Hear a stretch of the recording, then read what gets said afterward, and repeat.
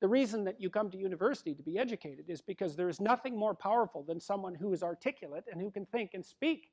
It's power. And I mean power of the best sort. It's authority and influence and respectability and competence. And so you come to university to craft your highest skill. And your highest skill is to be found in articulated speech. And if you're a master at formulating your arguments, you win everything. And better than that, when you win everything, everyone around you wins too. Because to transform yourself into, let's consider your transformation into something approximating the logos. It means you shine a light on the whole world. Well, there's nothing more exciting to do than that. There's nothing better you can possibly do. And to think that you're coming to university to be, trained to have a job, it's like, great, that's a hell of a lot better than being unemployed and covered with Cheeto dust while you're snacking away in front of your video game in the basement. But it's not a, and I don't have anything against video games, by the way, but but it's hardly a triumphant call to being in the world, and that's what university should be calling forth. It's like, God, you people, I know what Harvard students are like. I taught here for 5 years. You people are spectacular. You're spectacular. You're all capable of being world beaters. You transform yourself into something that's articulated and sensible and grounded in history and knowledgeable and wise, man. You can do anything you want, and hopefully anything you want for good. Because if you have any sense, everything you want to do would be for the good, because there's nothing more compelling or meaningful or useful in combating the tragedy of life than to struggle with all your soul on behalf of the good. And the universities have forgotten that. It's why everyone's bailing out of the humanities, and they should. The humanities are corrupt. And they're corrupt because they're not telling students this. It's so bloody obvious. It's like, learn to think, learn to speak, learn to read. It makes you a superpower, an individual superpower.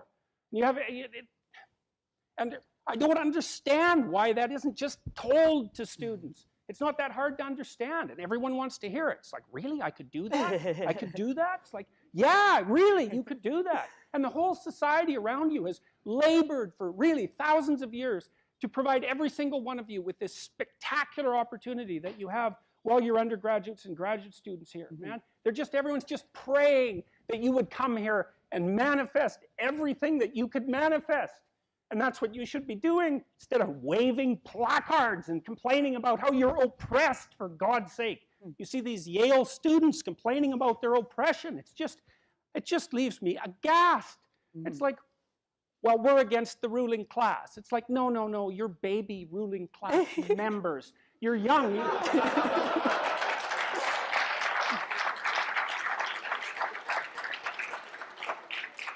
The only reason you're not rich is because you're young. That's the best.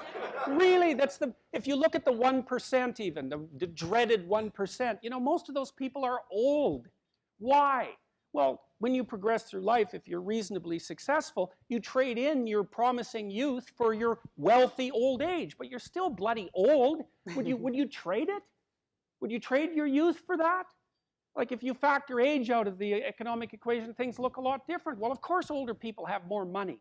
If they have any sense, they've been collecting it for their whole life. Is that somehow unfair? It's not unfair unless you want to be poverty-stricken when you're 70. And you don't want to be poverty-stricken when you're 70. So I just don't understand what's happened to the universities. I can't believe that you're not told when you come the first day, look, man, you're here on a heroic mission. You're going to take your capacity to articulate yourself to levels that are undreamed of. You're going to come out of here unstoppable. You're going to be able to do anything you want. It's like, that's what you're here for. Instead, you're taught that, well, the world's a pretty oppressive place, and you're probably the bottom of the victim pile, and there's virtually nothing you can do about it except, deconstruct the patriarchy. And it's so weak-kneed and so pathetic that universities should be embarrassed that that's what they're peddling to students. I'm embarrassed by it. I've gone on public record telling parents, bloody well send your boys to trade school, because at least they'll learn something useful. And that's a terrible thing for someone like me to say, because I do believe that that being articulated and educated in the highest possible manner there's nothing that's better for you and for society. And why have the universities forgotten this?